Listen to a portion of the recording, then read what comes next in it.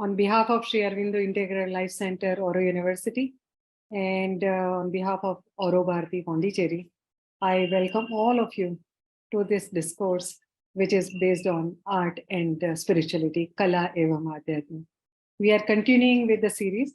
In the previous session, Beluji had taken to the journey what Sri Aurobindo talks in Renaissance, the book on Renaissance.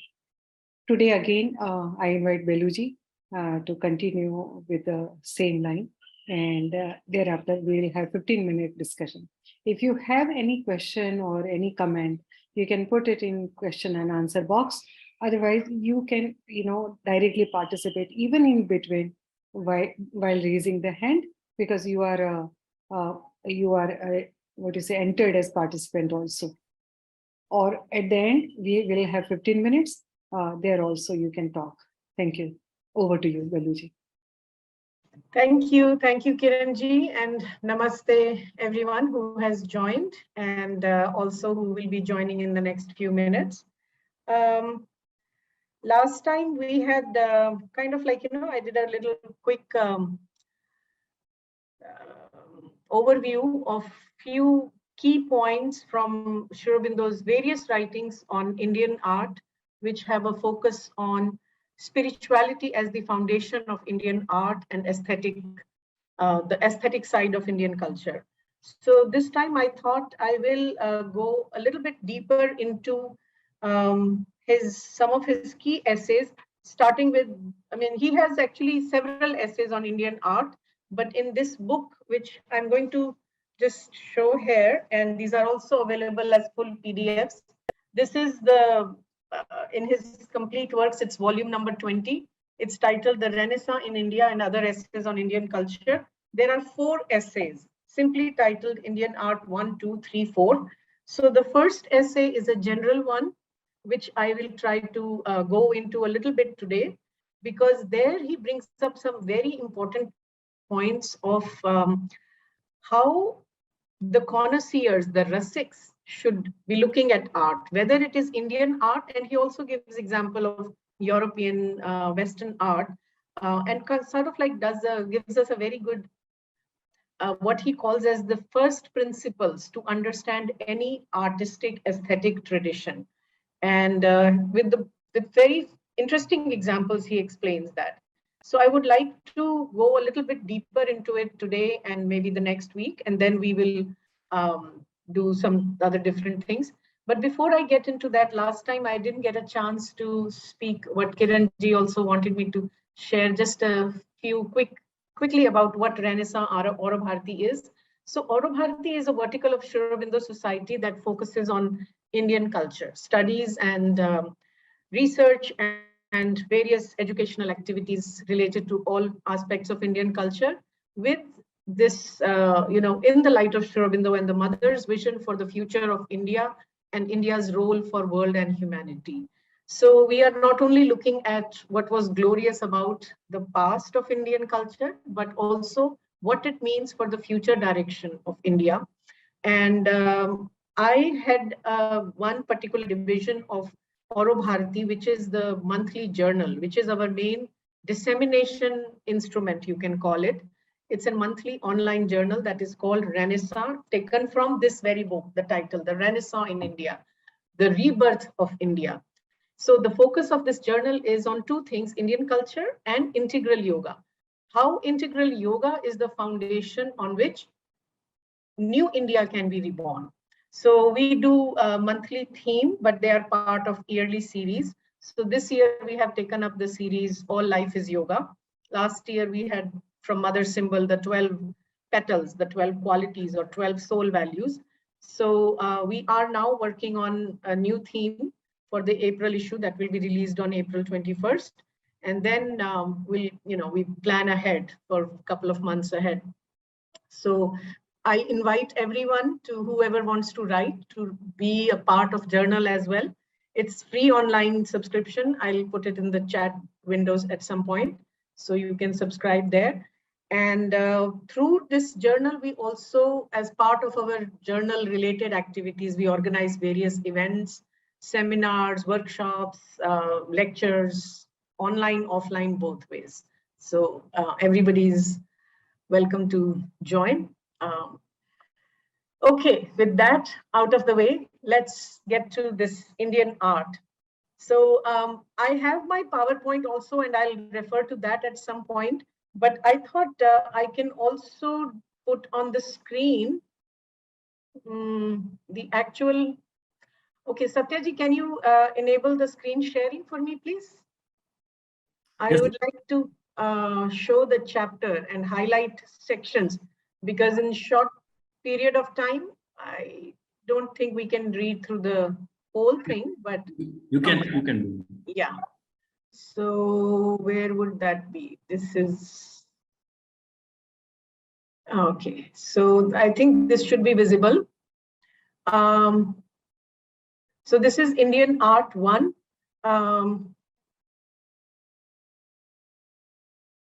So one thing I would, some of you may already know this, for some of you it may be new information. All these essays that Sri Aurobindo wrote were written in response to a very strong criticism of Indian culture by a journalist kind of a person, because he was a dramatic critic. He was a theater critic, but Sri Aurobindo called him like, having the intelligence of not even like a low-level journalist, because his understanding of Indian culture, the basis on which India for the last 3,000, 5,000 years has developed such a rich culture, was absolutely nil.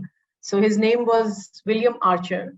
So many of Sri Aurobindo's comments are written as if in response to that. So we have to kind of dig out the essence. So that's what I want to do. And Sri Aurobindo at later point said that he would have liked to revise these chapters, revise several essays from this book, which he never got to do. So the first point that I would like to highlight for us is this one.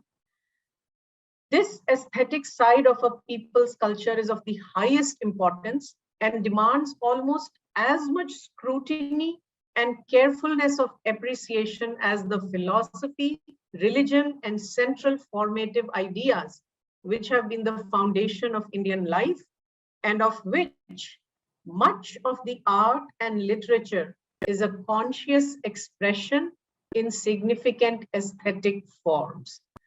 I don't remember for sure, but I think I may have mentioned very quickly last time that in Sri Aurobindo's definition of culture, there is like soul, mind, and body. So the soul is this, the philosophy, religion, and the central formative ideas. And the mind is all the arts, the aesthetics, the sciences, the literature that a culture produces, that a people create. So this aesthetic side, Sri Aurobindo says, is as much of importance to for us to understand, to appreciate, as we focus in on Indian philosophy, Indian religion, and the core Indian spiritual ideas. Because in the case, especially in the case of Indian culture, and that is true of all ancient cultures also, that it's those central formative ideas which are consciously expressed through arts and literature of people. So this is one why Sri Aurobindo would spend so much time refuting William Archer's criticism on Indian art, is because of this, why it is so important.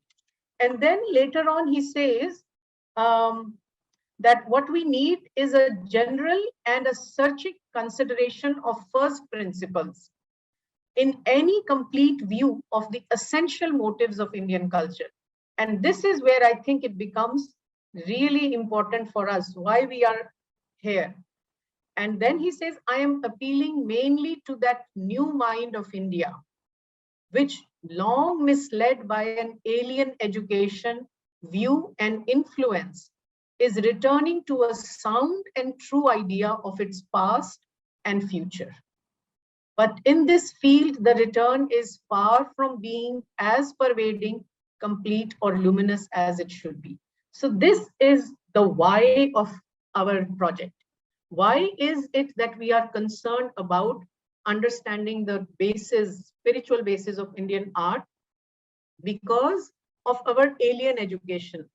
most of us are born, all of us probably in this group are born in independent India. And yet our education has been very colonized. Our minds have been colonized by the colonial view of our culture, our art, our aesthetic tradition. So, but at the same time, for the last few decades, as we as a culture, we as a people have become more conscious of the need to decolonize our minds. We are trying to get to that true understanding of our past and what it means for a future. That is why Sri Aurobindo was writing also with that view in mind. So, decolonizing term in scholarly literature may have become popular now, but Sri Aurobindo was very conscious of his mission to help decolonize the Indian mind through his writings on Indian culture. So this is another point I wanted to bring up. But he said in the field of art and aesthetics, the return is far from being as pervading, complete, or luminous as it should be. So somehow arts have been left behind. Also remembering these writings were in around 1919, 1920, something like that. So I have marked notes in my book. So I'm just going to go a little quickly here. Okay, so now he continues with his criticism of William Archer. Those of you who may have read it, you can also just stop me and ask for explanation. Now here he gives one example of how important it is to have a good understanding of the first principles to understand Indian art. So he says, I'll give first an instance, amazing in its inaptitude. Amazing in the sense of William Archer's amazing misunderstanding of this. The Indian ideal figure of the masculine body insists on two features among many. This, if we know this, it also helps us to understand or appreciate Indian painting, Indian sculpture. What are the two key features? A characteristic width at the shoulders and slenderness in the middle. All beautiful depictions of Ishvara, Vishnu, Hari, Narayana, Ram, Krishna, you'll see this slenderness in the middle, width at the shoulders. Well, an objection to the broadness of girth and largeness of belly, allowed only where they are appropriate, as in sculptures of Ganeshas or Yakshas, is not peculiar to the Indian aesthetic sense. An emphasis, even a pronounced emphasis on their opposites, is surely intelligible enough as an aesthetic tradition. However, some may prefer a more realistic and prosperous presentation of the human figure. So what Sri Aurobindo is trying to tell us is the ideal figure of the masculine body. Later on, he gives example of the ideal feminine, not necessarily the body, the ideal feminine characteristics like the eyes, how Valmiki has described Sita's eyes, or how Kamban has described Sita's eyes and Valmiki's description of his heroine's eyes later on in the same paragraph. So he's reminding us that the Indian aesthetic has been to present an ideal figure, not necessarily the realistic presentation. And then he says Indian poets and authorities on art have given in this connection the simile of the lion. Lion, broad in the shoulder, slender in the waist, slender in the middle. The ideal man, the ideal masculine body also by Indian artists, painters, and sculptors have taken that same idea from the lion. But what Mr. Archer does, Sri Aurobindo says in a humorous way, is that this is a plain proof that Indian people were only just out of the semi-savage state. And then he says, they may be worshipping the wild beast, hence their understanding of masculine body or the connection with lion is a representation of their worship of wild beast, theolatry.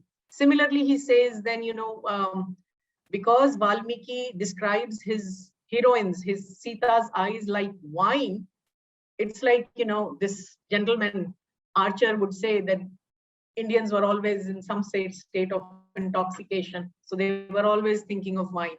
So what Sri Aurobindo, through an interesting sense of humor, is also describing that we shouldn't be biased or prejudiced in our understanding before we develop an appreciation of a cross-cultural view of art. But then he says, this is also, what can we say about professed critic who ignores the deeper motives and fastens on details in order to give them this kind of significance. So even though this is so important, how a masculine or a feminine figure is portrayed, Sri Aurobindo reminds us these are still details. We have to go to the first principles, the deeper motives, if we have to understand any art. And then he goes on to those first principles. Yeah, this is another very interesting point I want to point out. And I have some pictures to show about this at this point.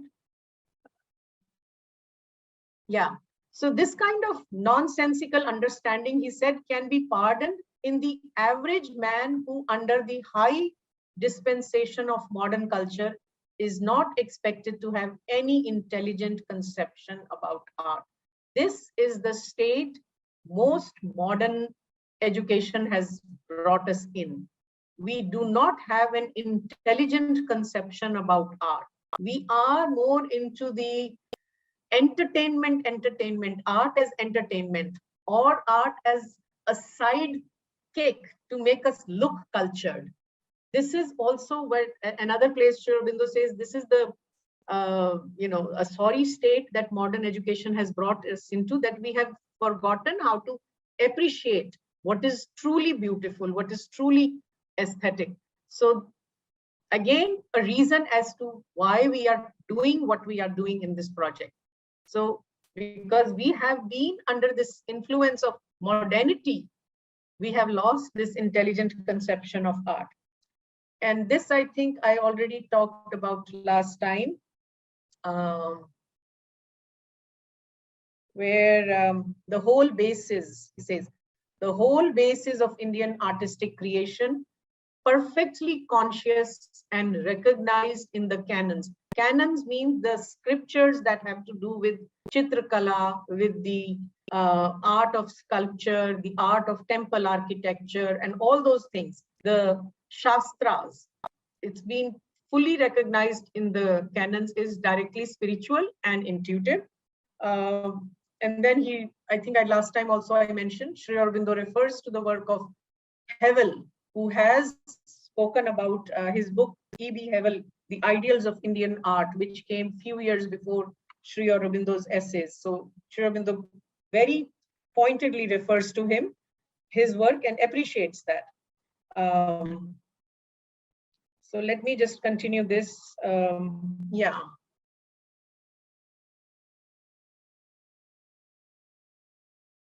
So then he says that, even this gentleman, Archer, has read Hevel's work, and he spoke about how Hevel speaks about, the sculptures of Buddha, which speak about, which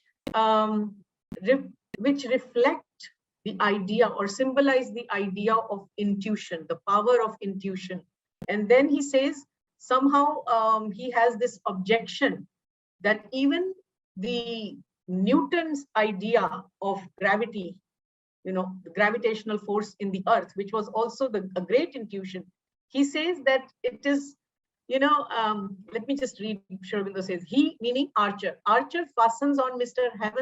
Hevel's coupling of the master intuition of Buddha, which is that, silence, the permanent, with the great intuition of Newton, and objects to the parallel, because the two discoveries deal with two different orders of knowledge, one scientific and physical, the other mental or psychic, spiritual or philosophic in nature. So Hevel in Ideals of Indian Art was talking about that the basis, the intuitive nature of Indian art and the value of intuition in seeking the highest knowledge is true whether you are working in a field like science or philosophy or spirituality. But Archer seemed to have objection from that because one, he says, is materialistic, scientific, physical, and the other is philosophic. And then Sri Aurobindo goes deep into explaining why it's a nonsensical criticism and what is important. So in the interest of time, I'm not going to go into it, but I would definitely recommend those who are interested should read this very, very carefully, because this is pure philosophy, the pure understanding of how do we know what we know? What role does intuition play in knowing, and how that applies to the field of art? So then he continues about this. Yeah, thus far, Mr. Archer on intuition. So let me just go quickly here and get to the more. Sorry. Thus far, Mr. Archer, this is the characteristic of his excursion. So even when he's talking about intuition as first principles in art, he's all confused.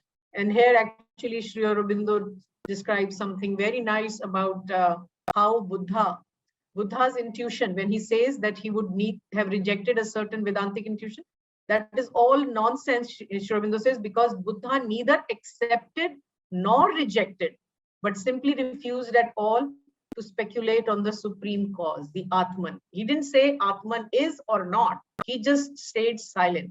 So Sri Aurobindo says, whether you go through the Vedantic intuition of absolute infinity, absolute unity, or the Buddhistic notion of shunya or absolute nirvana, absolute silence, that the truth can be seen from different angles. And for an artist who wants to depict, later on he writes, this difference is immaterial. So shunya, it's the artist who is captured by that kind of intuitive way of knowing. He can go either from this way, which is a positive, the Vedantic way, or the more negative, not negative in the negative sense, but just another direction to understand what is that absolute truth or silence that is being expressed. So for an artist, it's an immaterial. Then Sri Aurobindo goes a little bit into the comparison kind of thing, Indian and Western art, which is also very important for us to understand. And then he continues with this idea also. So he takes an example of Leonardo da Vinci. So Leonardo da Vinci was not only a man of science, he was also a man of art. So he had that power of intuition. He had this intuitive basis of all his creativity, whether in science or in arts, but these were of different kind. Here we also get a little bit deeper into understanding of the source of knowledge. All knowledge is one, but the part in us which receives that inspiration, which receives that intuition, can be different.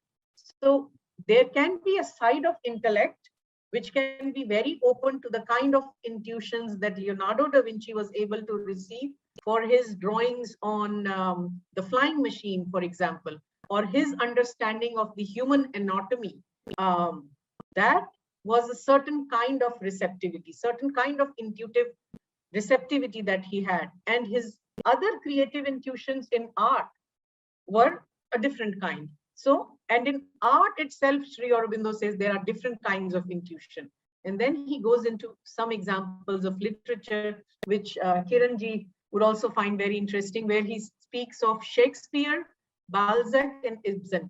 So they are coming from three different cultural backgrounds, all poets or literary people of life, but they were all of different time, not just time period, but also different ways of looking at Shakespeare. Sri Aurobindo held very high, like his mastery on presenting the deepest truths of human emotions on the life plane. That he held very high. So Shakespeare's seeing of life, Sri Aurobindo says, differs in its character and aims from Balzac, which is who was a French writer, French novelist, and Ibsen's. But the essential part of the process, that which makes it intuitive, is the same. The Buddhistic, the Vedantic seeing of things may be equally powerful starting points for artistic creation. And listen to this, so beautiful. May lead one to the calm of a Buddha. That is the Buddhistic intuition, way of seeing things. Or the other, that is the Vedantic, the one who is captured by the infinity, to the raptured dance or majestic stillness of Shiva. And it is quite indifferent to the purposes of art, to which of them the metaphysician may be inclined to give a logical preference. It is the philosopher, the metaphysician, who is interested in the difference between the Buddhistic or the Vedantic ways of seeing of things. For an artist, they are both equally powerful starting points. So this is the wide understanding of spirituality as basis of Indian art that we get. And I have not even covered like the first 3 pages of this chapter, or 4 pages. So with this, these Sri Aurobindo says are elementary notions. And it is not surprising that one who ignores them should misunderstand the strong and subtle artistic creations of India. So whether you go through the Buddhist Ajanta caves, rock-cut caves, or you go to the grand Cholas or Pallava temples of Tamil Nadu, you are either seeing the calm of a Buddha, painting after painting, mural after mural in Ajanta, or sculpture after sculpture in Ajanta, or you are experiencing the rapture dance or majestic stillness of Shiva. To what extent you can experience this or that depends on how you have trained. So the later part of the chapter is about that cultural training, the aesthetic training that we must cultivate in us if we want to be truly appreciative of this great heritage that we are part of, artistic heritage, and if we want to be in some ways instruments of not only preserving it, but taking it to the next future. What it means for our work as artists, as art connoisseurs, as art scholars, as students of India, as lovers of Indian culture. So I'm going to take a pause here and invite reflections and comments before going further, because I don't want to make it too lecture-y. In the next part, I'm going to show some pictures of the Gandhara art that Sri Aurobindo speaks of next. So let me stop this share and see if there are any comments, questions, reflections, thoughts, clarifications. Some point I may not have expanded or you needed.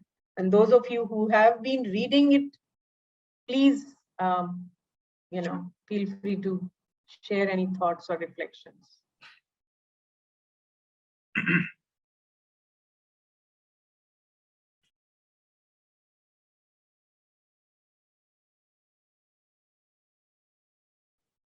Because this should really not be like a lecture classroom. It should be more of a participatory study.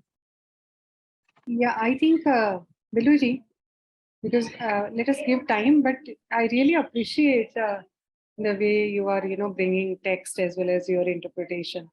When he talks about the narration of women, in response of Archer, yeah. I think that in that context, it gives me idea that, if you read any of the scripture of, of narration of any goddess or god, they simply, narrate the beauty of the god. If you read Lalita Sahasranam, it is nothing else but the beauty, So I think that is a beautiful book or Granth, if you just take it like Granth, of studying aesthetic sense, maybe, or any of the, for example, if you read Hanuman Chalisa also, I feel that quality, values, and beauty. So I think what William did is a very strange thing for me, and I think I'm so happy that that time Sri Aurobindo thought of responding to this kind of interpretation. That is like is needed sometimes because of that colonial mindset. Education, even we are still gripped into that. People are still not paying attention on this, which is very important. That we are not just talking about, we are not just, doing puja to the goddess, but when we are reciting the prayer, it is nothing else but the value, and each word, each line beautifully rhymed, but it talks about beauty, the grandeur, the power, the value, which needs to be there in human, and that is the right kind of ideal for human being. Even Yes. that Lalita Sahasranama is, if you just go a little deeper, it is talking about consciousness in a materially in a matter form. So it's something amazing if you go through the scripture of of these prayers. I see art in that. Absolutely, absolutely. And on the surface, they may just feel like 1,000 names of the goddess, but each name carries that depth of symbolism, that depth of consciousness. Reciting each of those names has a different effect, different impact on the consciousness. Hence the 1,000 names. Hari means something else. I mean, let's say Vishnu Sahasranam. Why is it part of Mahabharata? It is part of literature. I mean, it is because Hari means something else, Narayan means something else, Vishnu means something else. All those things. It's so. This is where I like. How blessed are we to be born in this with this heritage, and we just never. Our education has not helped us appreciate this. So, and that's what the sad truth is. But things are changing, which is good. Yeah, it is good. But, I can see here, if it is comfortable, Ashima, she is a professor in design school, and we have Juhika. She is a renowned artist also. So if they want to, have some comments, they can participate. If you feel comfortable, I'm happy that I can see you here in this discourse. I'm thankful. Although I'm thankful to all that who are taking out this odd time of your life and participating. So please share your views, because I know that both of you have tremendous understanding what we are discussing here. Right, over to you, Beluji. Anything which you would like to continue? Okay. Can I just add one thing? Please. Oh yes, Narendraji, please go ahead. Yeah. So just like you mentioned the Lalita Sahasranam, and Beluji was talking about the typical description of eyes, and also the masculine beauty, with the shoulders and slender in the West. If you look at Ram Raksha, it's another beautiful and almost household chanting done of Ram Raksha. In that stotra, every part of Sri Rama's body is described. So, Karo Sita Patipatu Rudayam Jamadagdanjit Madhyam Patu Karadvansi Nabhim Jamba Udashreya Sugrivesha Katipatu Saktini. I mean, right from his shoulders to the fingers to the heart, and everything is described from head to the toes. But beauty is every time a different person related with Sri Rama is mentioned there. So where Sugriva will be mentioned, where Jambuvanta will be mentioned, where Sita will come, that all shows how they were connected with Sri Ram. So that description of his body is something after. I mean, I think we need to go into that to really understand why those names are mentioned with that particular body part, and what is the simile given to describe his name. Names are also changing. So I think it much more than what it looks at the first glance, maybe much is there to actually understand the physical aspects of the beauty, maybe. Yeah. Yeah. And I think if I can pitch in a very lighter note, in West, there is always a debate that what is aesthetic, what is beauty. So normally they talk about symmetry and, balance, and that is the way normally defined. I'm not saying that it is right or wrong, but the very, I read somewhere where, very subtly, Indian narration in one of the book I read, where Sita and Ram, they are in Vanvas, they are traveling, and that Vanar Sena, they saw that, this Ram and Sita, they are coming, and Sita is beautiful. That is the narration, according to the poet's line. So somebody asked the leader of that Lady Vanar that, how do you see, she's so beautiful. Then she told that she is certainly beautiful, but she could have one small little tail, then she could have been more beautiful. So the definition of beauty may, differ. The way you are seeing the things, proportion or symmetry or something, it does not matter. It is like the beauty from, from beholder's eyes is very important also. So that is what, that in that narration I found. Our Hanuman is very different. Our Devta, all gods are, look-wise very different, not like, ideal Brahma, Vishnu, Mahesh, very different. Shiva, but all of them, when we see them, we never see Ganesh. We never feel that there is no symmetry, and we always feel connected. They are so beautiful, and they are so, that with ojas. So the beauty in India, or Indianness, the way Indian sees in beauty is quite different. It is connected with nature. It is connected with the soul. Even if there is no rupa, it is okay, but there is always a beauty here around us. So I really appreciate that way of looking at the beauty.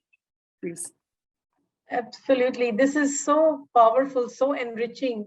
Everything that you just said, Kiranji and Narendraji, what you said, because these are what you have just shared are examples of some of the key points Sri Aurobindo makes later on in these essays. So as you were saying, Kiranji, the roop, the form is beautiful only when it is the right expression of the spirit. Sri Aurobindo says that is the Indian view of aesthetic or artistic creation. Form has meaning only when it is an expression, true expression of the spirit. So if the Hanuman spirit is of that restless life force, the truth, which is the truth of the life plane, which is surrendered, which is mighty, and yet fully surrendered to the divine, to the supreme, that can only be represented in this form of Hanuman, who is big, mighty, with a tail, with an ape-like face, and yet the face somehow captures that complete bhakti.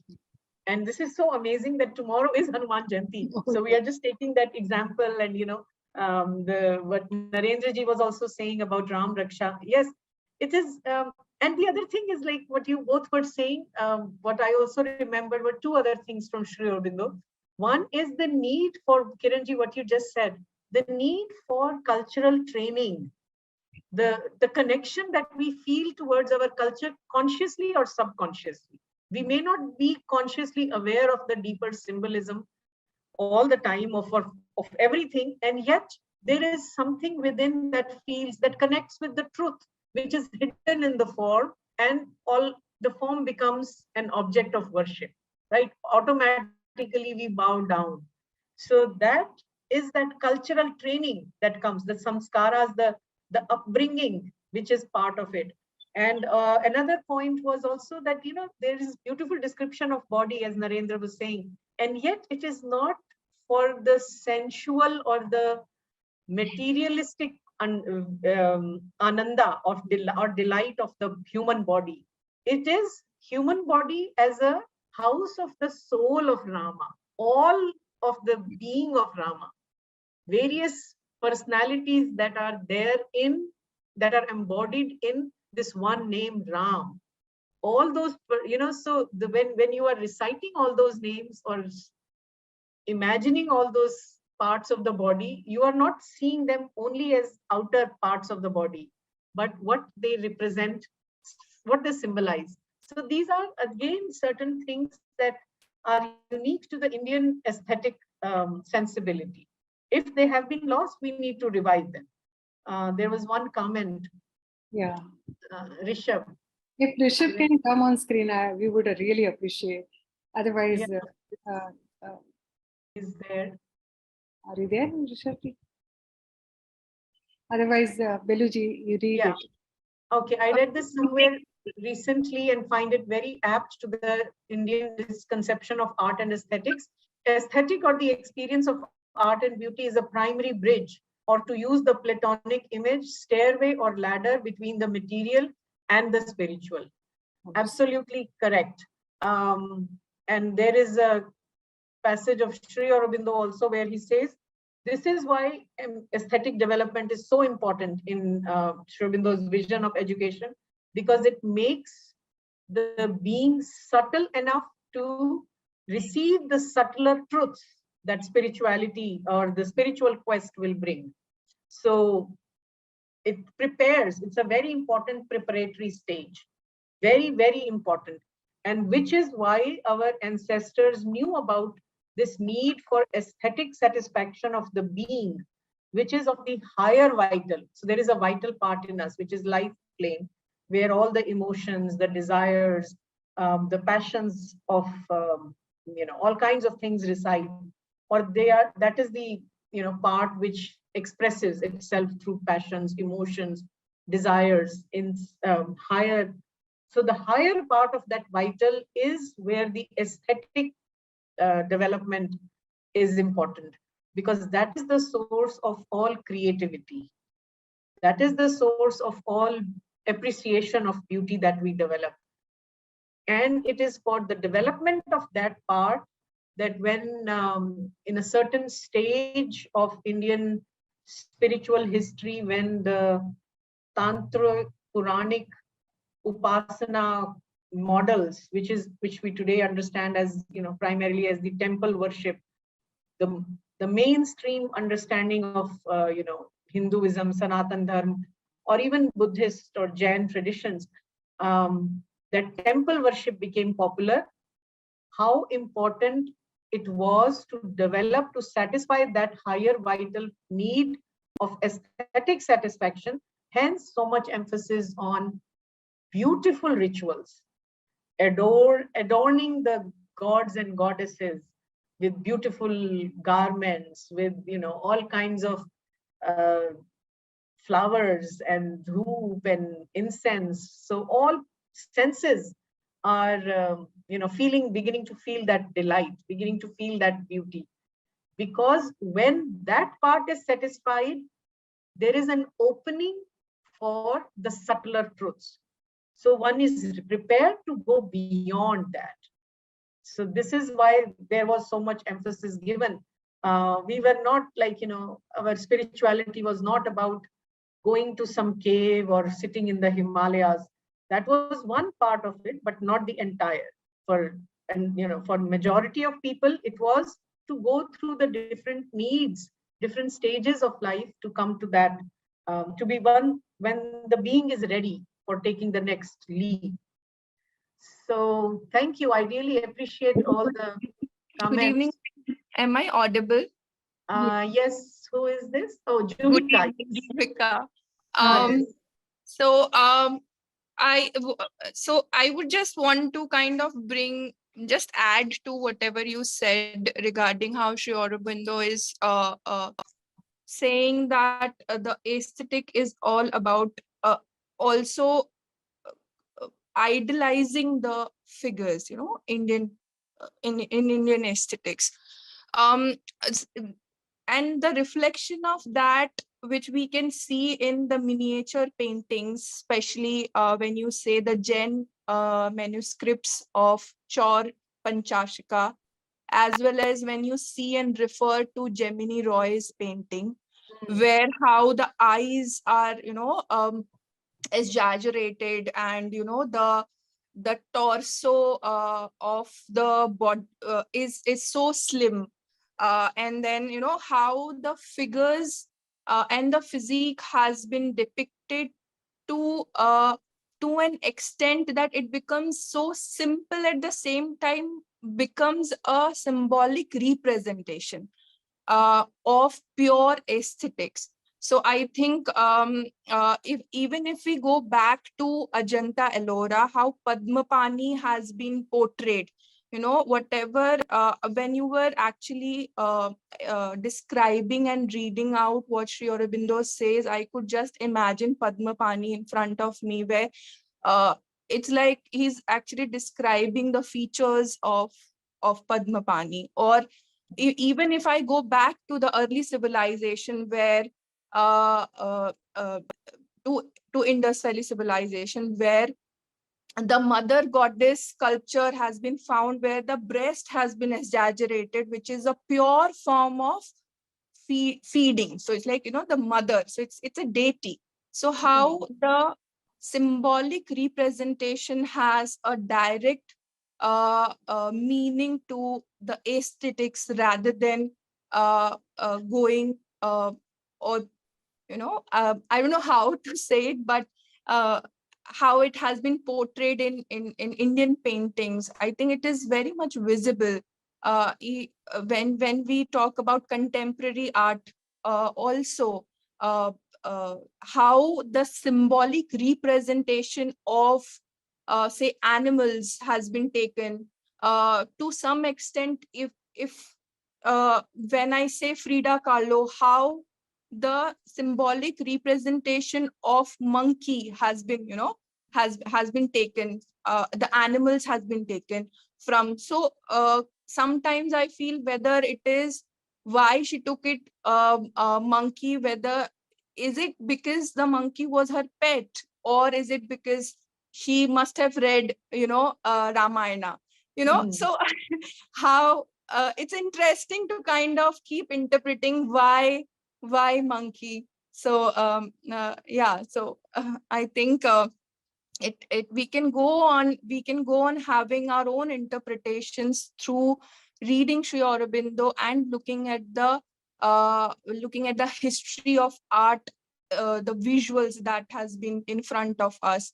A couple of days back, ma'am, I was looking into the caricatures and drawings by Abanindranath Tagore, and how it is completely contrast images. When you see, they are not very beautiful, but at the same time they are amazingly beautiful, so it's a complete contrast representation of what human figures look like, but a total exaggeration of the authorities, the authoritative, how the figures has been completely exaggerated, who has a more authoritative power than somebody who has to work under somebody, how the figures has been portrayed smaller. So I think it's very interesting to keep referring to and going back and forth to the timeline and see and read aesthetic and interpretations. Yeah. Yeah, beautiful, beautiful. Thank you so much, Juhika ji, for sharing this insight. Yeah, I mean, so this is another very important point that you bring up. Just the very last thing that you ended with. We have been talking about the greatest of the Indian art through the, you started off with Padmapani and ended with caricatures. So that whole range is very important to keep in mind, because yes, so there is the greatest of Padmapanis and all the murals in Ajanta, And there is also the art that is done, and Sri Aurobindo speaks about it. Not all Indian art was of this hieratic or, about the expressing the highest truths.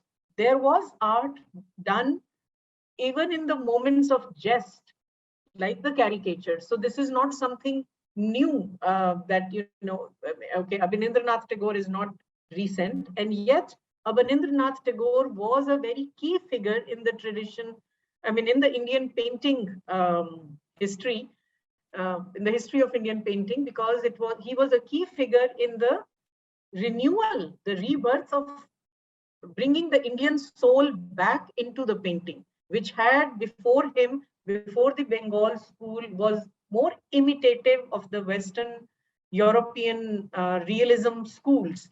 So Abanindranath Tagore and all those in the Bengal school were trying to bring the spirit of Ajanta painting, and yet having been trained into the academic realism and the Western concepts of aesthetics and painting traditions.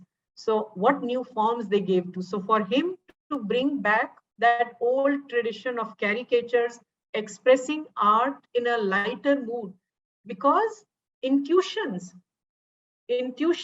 the basis, but intuition is there at every level, even at the plane of life. The vital plane has its own capacity to receive inspiration, to receive intuition. So caricatures or things that come that express through that plane is also carrying a truth behind. So this diversity, this range has to be also kept in mind. Not every Indian artist will paint a Padmapani, but they may express the truth of life through other expressions, through other forms. So spirit is important, form is secondary. So I really appreciate what you shared, Juhika. Really very important to keep in mind. I totally agree with you, ma'am.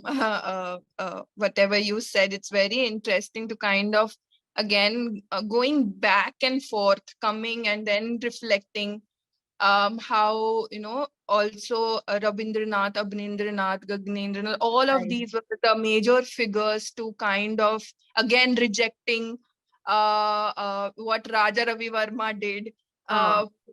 So also at the same time questioning, is the oil color an Indian material? I think it's all very interesting, and at the same time coming to the contemporary area, and then again going back and forth to the old civilizations, taking reference from the rock cut architectures or rock cut paintings, where what kind of documentation. So where is it coming today when we are talking about documenting? Where is it coming? The references when we talk about aesthetics, or when we talk about symbolism, when we talk about intuition, where is it coming from? It is all there.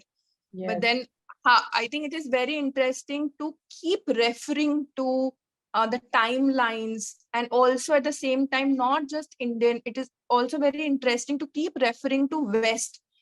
So recent times when I was this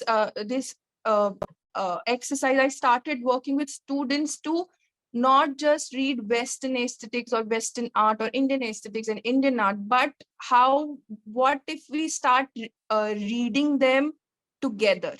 So what the timeline, like when Ajanta was happening here, what was happening there? So what is the timeline? So I think that will make us more stronger, and to understand that we do praise a lot of Western art, only because it has a better documentation, but we start looking into Indian, we did a lot much before. So and how we kept challenging. So they started challenging after Picasso came in, but we started challenging much before, after painting Ajanta inside the cave itself. Yes. So yes, very true, very true. Maybe next time I will show. Actually, I had downloaded few images of the paintings Sri Aurobindo refers to from the early, late Renaissance period in Venice. he specifies few key paintings. So I thought we can also look at them, but I am also looking at the time. Maybe next time we'll take it up. But I really appreciate, Juhika, your being here with us and you're sharing this. And I also want to acknowledge another comment from Ashima. There is a life form in every idol of God, goddesses we see, whether it is Sri Ram or Radharani. And I feel that life form, vital energy or their innate qualities provides immense beauty to it. Yes, absolutely. I mean, there is a very conscious act of pran pratishtha, which is what makes the murti into a deity, into a god or goddess. So that pran pratishtha is a elaborate ritual. Without that, this is just a sculpture, not a vigraha to which we will bow down. So yes. Yeah, I think here I'll like to have one. I was translating book of Ghulam Mohammad Sheikh, who is renowned artist in Gujarat, and the book he has written is Nirkhete Najar, and where he was describing Patta Chitra. So in Adivasi or in certain area, they used to draw and then they used to narrate the story in the evening in the villages. So while drawing on patta, that is cloth, they sit on the cloth and they draw. It is a long patta. It is a patta katha they narrate afterwards. So when they reach to the eyes of that katha, because katha is about goddesses and their life. So when they reach to the eyes, there is a phrase called mani mukyo. Means mani is a there is a chamak, that is a kind of diamond. So when they put that that what you say retina kind of thing in the eyes while drawing, that time they stop putting the legs on that cloth. It means now it is alive. So imagine that what one can say about that artists who are just novice, they are not so-called well educated, but they know exactly what is spirituality. And while drawing, they are just drawing, and then suddenly it becomes live. So Pran Pratishtha is like that. Okay, it is a simple art, but once you reach to certain point. Yes. Thank you. And then the god has now residing. The goddess is now residing there. And I mean, just like listening to this, I feel a certain sensation in me, and that I think is the amazing vibration when we come together and consciously bring to our mind, our mental sphere, the gems from our tradition. And it really helps us develop a very sensitive appreciation of the truths of who we are as a collective and the responsibility that it brings to us to take it to the next, as educators, as writers, scholars. So I think it's now 8 o'clock, and maybe others may also have some insights, but maybe if they can. I wanted to ask Kiranji, can everybody now post in the WhatsApp group? Yes, they can post it. Let me, before we go there, let me thanks to the participants today who directly participated. Thank you, Juhika, for bringing out this your point of view, which enriched our discussion today.